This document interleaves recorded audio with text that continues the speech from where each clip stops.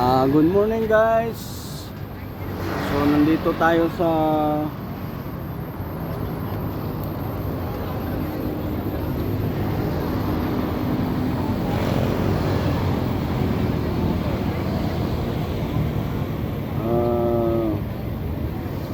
labas ng Dolomite guys.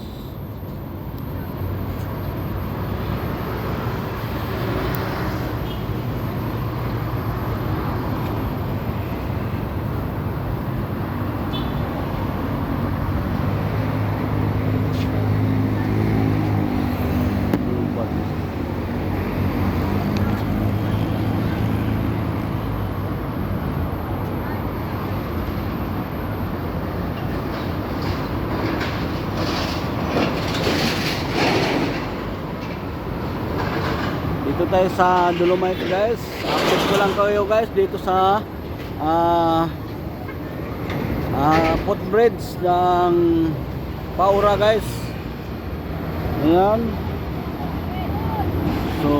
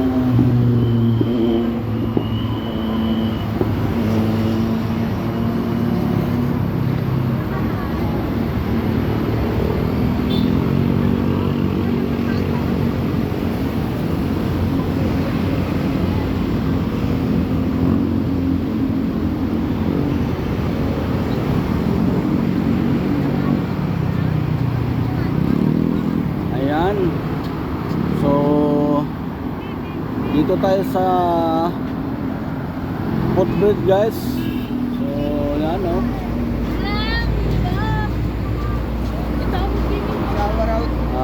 Update ko lang kayo dito sa sitwasyon guys sa Dolomite Beach. So temporary close guys dito sa Dolomite Beach guys.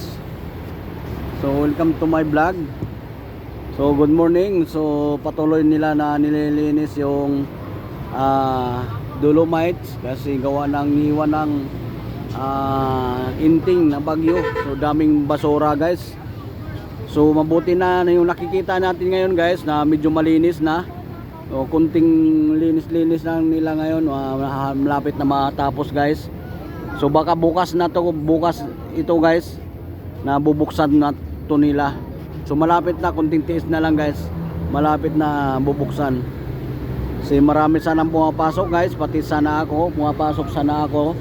Kaso lang hindi tayo makapasok guys kasi gawa ng pinagbawal muna. Temporary close muna yun guys. So nandito yung mga ano natin, DPS, MMDA, naglilinis guys. Yan. So i-zoom natin guys.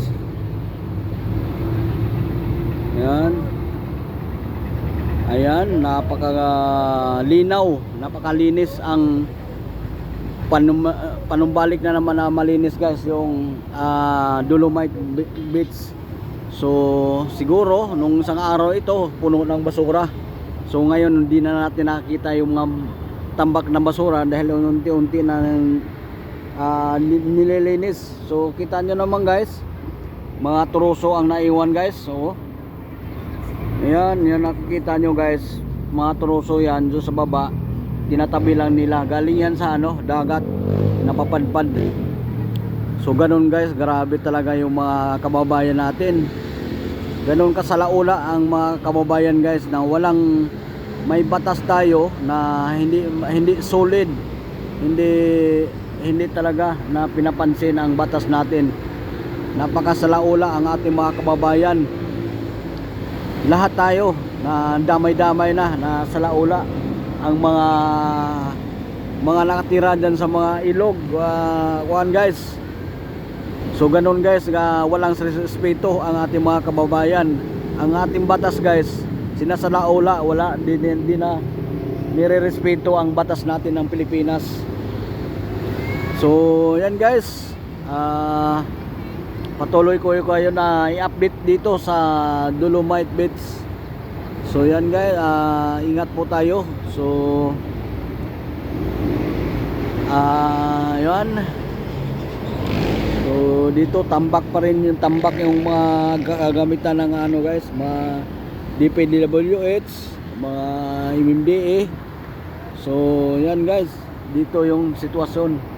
So hindi ko kayo na malibot dito dahil wala pa tayong drone. So ganito pa ang sitwasyon dito sa Dolomite Beach guys. Medyo gumanda na tingnan, malinis na, wala nang mga basura. So baka siguro mamaya nito bubuksan na ito yung temporary close. So maaga pa kasi ngayon guys. So marami pang mga MMDA na patuloy sila naglilinis. DBS patuloy nila nililinis guys yung pinadpad ng mga basura.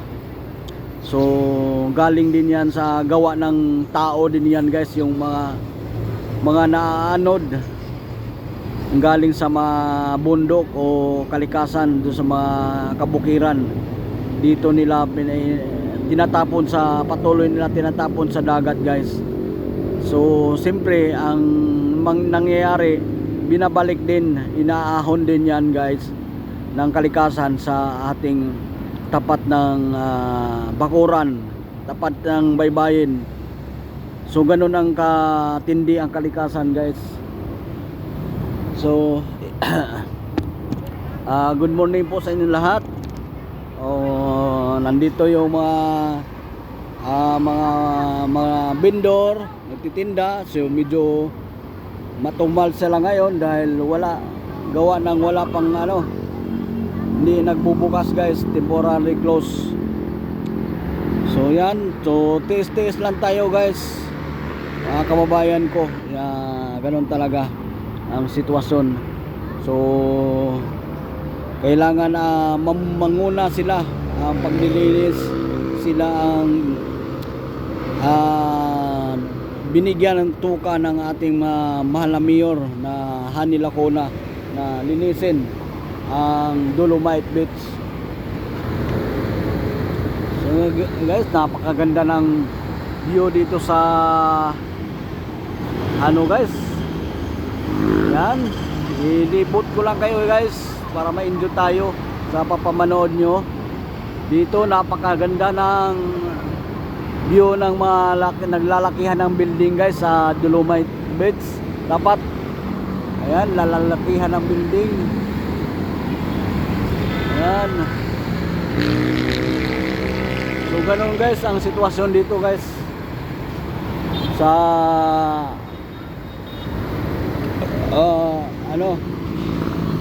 Padre Paura.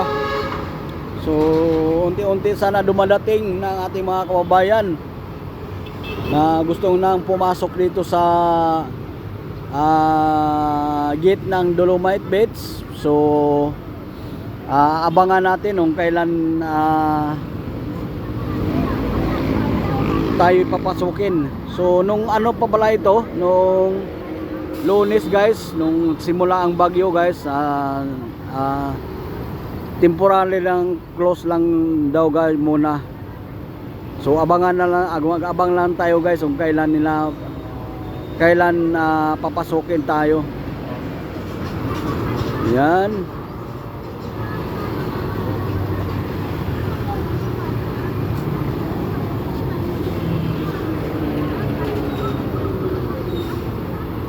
So sana bubuksan na ito guys kasi marami nang pumapasok. At sana naman yung mga vendor at kumikita na rin sa hanap buhay nila. So patuloy sila guys na patuloy natin na aabangan ang temporary close. So kunting-kunting tiis na lang, malinis na lahat yung mga iniwan ng kalikasan ng bagyo ng ating bagyong Inting. So guys, comment lang kayo guys sa video ko. So nakikita nyo, anong masasabi nyo guys na iniwan ng Inting bagyo na patuloy na gustong sisirain talaga ang Dolomite Beach. Puro ganun pa man, hindi matinag-tinag ang Dolomite Beach, na di nila kaya sirain ang Dolomite Beach guys. So ito iniwan ng legacy ng Duterte. Ayan, hindi nila kaya sirain guys ang Dolomite Beach. So kahit anong klaseng bagyo nito guys, hindi nila kaya sirain itong Dolomite Beach guys. Sabi nila na ma-wash out daw, pero hindi nila kaya sirain to guys. At anong gawin klaseng bagyo nito guys. Yun nga, yung ang tinatambak lang nila yung mga galing gawa ng tao na mga tinatapon sa dagat, mga kahoy, mga troso, mga basura. So ang kahit tinatapon nila sa dagat guys, mga basura guys, ang kalikasan naman ang nag-aahon dun sa sa mga baybayin. So binabalik din sa taong bayan din guys. Ganun ang nangyayari dito sa kalikasan sa ating mundo guys.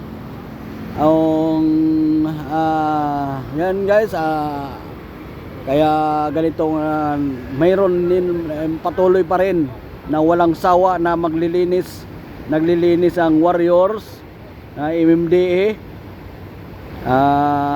Pasalamat tayo sa kanila na patuloy sila na naglilinis sa ating sa mayor Halina Lacona, masisipag na ating mga MMDA, mga DPS.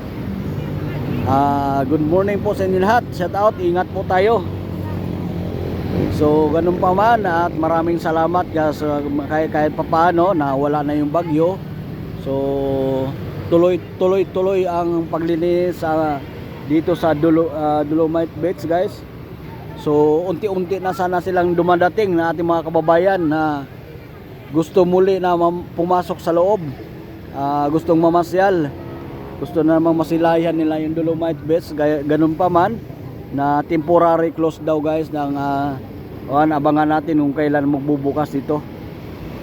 So sana magbubukas na ngayong araw na to guys, kasi maraming gustong mamasyal, kasi na-stress na at ating mga kababayan sa sa bahay. So gustong mag-relax. So pasyal-pasyal dito. So napakaganda naman kasi tanawin guys na dito sa Dolomite Beach guys. So laking bagay dito na makapag-relax tayo. So yun yan. So shout out po sa mga kababayan ko Luzon, Visayas, Mindanao, at kumusta po kayo sa iniwan ng bagyo Inting. So sana naman wala nang kasunod na bagyo guys. Pero nabalitaan ko mayroon na naman daw kasunod, low pressure. Sana naman matunaw naman na yan na yung pangalawa kasunod. So may kasunod pa man guys, sana matunaw naman ito.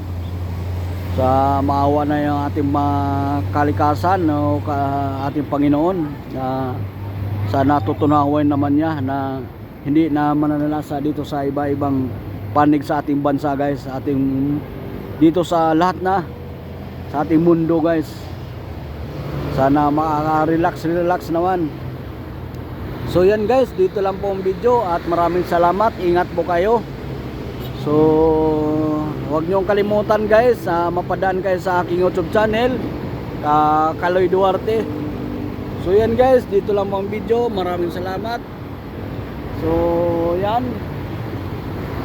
So shout out po sa inyo lahat at good morning. So patuloy ko kayo na i-update dito sa may Dolomite Beach. Ayan. So, good morning po sa inyo lahat. Shout out po sa inyo lahat guys. Good morning. At ingat po tayo. Lagi tayong magdasal sa ating Panginoon na huwag malusog na ating pangatawan at sana gabayan tayo sa ating Panginoon guys. So yan, dito lang pong video. Maraming salamat po sa inyo lahat.